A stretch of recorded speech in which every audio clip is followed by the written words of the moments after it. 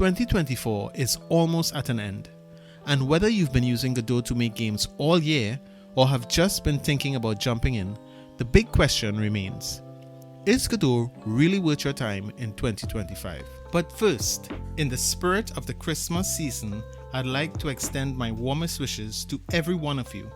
And as a special treat, I have a gift to share with you at the end of this video. Stick around, because today we're diving into the pros, the cons, the controversies, and the updates to help you decide. Let's start by addressing the elephant in the room, the Godot Redot incident, if I may call it that. In 2024, the Godot community faced a bit of a shakeup, and a group of developers branched off to create Redot, a fork of Godot, because of disagreements, to put it lightly, over the engine's direction. While some saw this as a sign of instability, others viewed it as proof of Godot's open source strength, allowing anyone to shape the future of game development. We'll touch on this a bit later, but for now, let's take a look at what Godot brings to the table in 2025. Let's start with the good stuff. Why Godot continues to win the hearts of indie developers and small studios worldwide. From its accessibility to its ever-evolving toolset, here's why Godot remains a strong contender in the game engine space. One of Godot's biggest selling points remains untouched. It's completely free and open source. No royalties, no subscriptions, no hidden fees. This makes it one of the most accessible game engines for solo developers and small studios alike. And I don't think they want to change that anytime soon. I know I certainly don't. The 4.x series revolutionized Godot with Vulkan rendering, improved 3D tools, and better GDScript performance. In 2025, Godot 4.4 should be rolling out, with tools like Camera 3D Preview in the Inspector and Collision Shape 3D Debug color customization, and also boosting even more stability, better documentation, and enhanced multiplayer networking tools, which make it ideal for modern game development. I don't think Godot is slowing down anytime soon, and it's one of the reasons why it remains my top choice. Godot makes it incredibly easy to build for multiple platforms like PC, mobile, web, and even console, with third-party support like Lone Wolf Technologies, Pineapple Works, and not forgetting Godot's very own W4 games. In 2025, this remains a strong point, and updates are making exporting even smoother. Now, cross-platform support has become the main focus of publishers, so if indie devs choose Godot will really need to step up their game here. Despite the Redot fork, Godot's community is thriving, from Discord servers to newly focused forums, and with YouTube tutorials, help is never far away. Also, let's not forget the ever-growing asset libraries and plugins.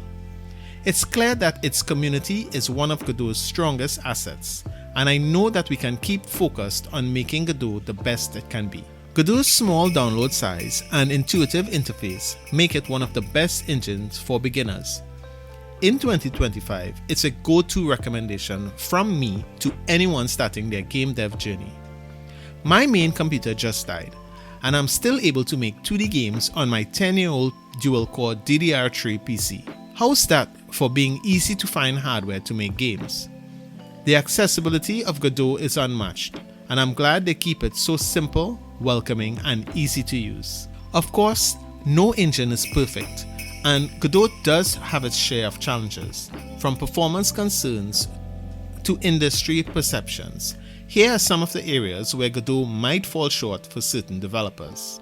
While Godot has improved a lot in 3D, engines like Unreal Engine or Unity still outperform it in areas like high-end rendering and large-scale open-world games. For some, this might be a deal-breaker. While 3D games may not be Godot's forte yet, with the progress they're making, it's only a matter of time. Now back to that elephant.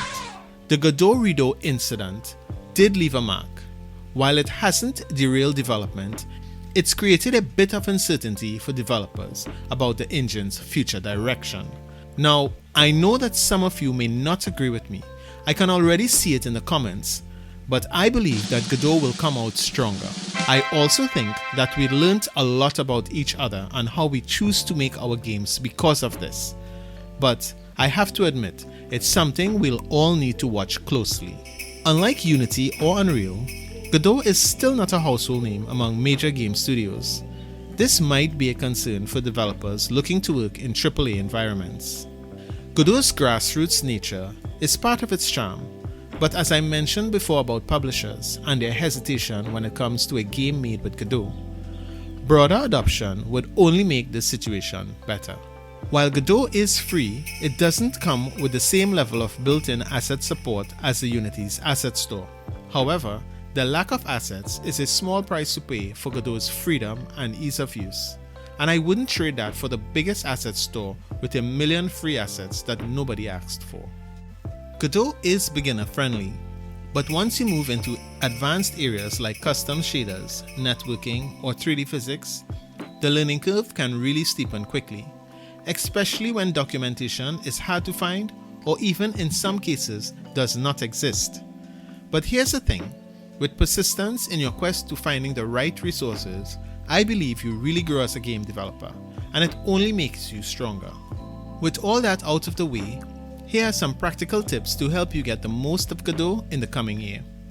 I know you've probably heard some of these tips before and are probably tired of hearing it, but I think that it's important to mention again. I know that I keep reminding myself of these tips every time I start a project. Start small. If you're new to Godot, why not begin with a small 2D project? Godot really shines in 2D, and this will help you get comfortable with the engine and its workflow. Leverage the community. Putting the Godot Redot incident aside, check out forums, Discord channels, and YouTube tutorials. The Godot community is incredibly active and is always ready to help. Explore plugins and tools. The asset library has grown massively. From shaders to tools for procedural generation, there's a lot to enhance your projects. While Godot remains the main player, Redot could evolve into something worth exploring. For now, I'm sticking with Godot, but I also keep a close eye on Redot's progress. And lastly, experiment with Godot's strengths. Focus on games that play to Godot's strengths, like creative 2D games, narrative-driven experiences, or smaller scale 3D projects. If you're looking to make that next big FPS, then you might face some hurdles, but for most indie projects, Godot is more than capable. So, is Godot worth your time in 2025? For me, many indie game developers, hobbyists, and small studios, the answer is still a resounding yes. It's free, it's powerful, and it's backed by a passionate community. While it may not be the perfect choice for everyone, its strengths in accessibility and innovation make it a fantastic engine for game development in the coming year. What do you think? Will you be using Godot in 2025? Or are you considering other engines? Let me know in the comments below. Whoa, we've made it to the end of another video, just as we're about to wrap up 2024. As promised, here's my gift to you. I've created a small game using Godot 4.3, and you can find the game and the project files linked below. It's on my itch page. The scripts are fully commented to make them easy to follow, and all the assets come with a CC0 license. That means that they are free to use in your projects, even commercially, which I've also linked in the description. It's a beginner-focused game, but it includes features like autoloads, scene switching, signals, and even an audio autoload to keep the music playing when switching scenes. It's a small project, but it's my way of saying thank you to this amazing and ever-growing community. This month marks 5 years of my journey into game development and on YouTube, and your support means the world to me. From your comments and suggestions to your likes and dislikes, I've learned so much from you all, and I'm excited to continue creating content for your enjoyment. If you haven't already, don't forget to subscribe and turn on notifications so you'll know when I upload another video. This has been GOdot Games. Thank you, and I'll see you in the next one.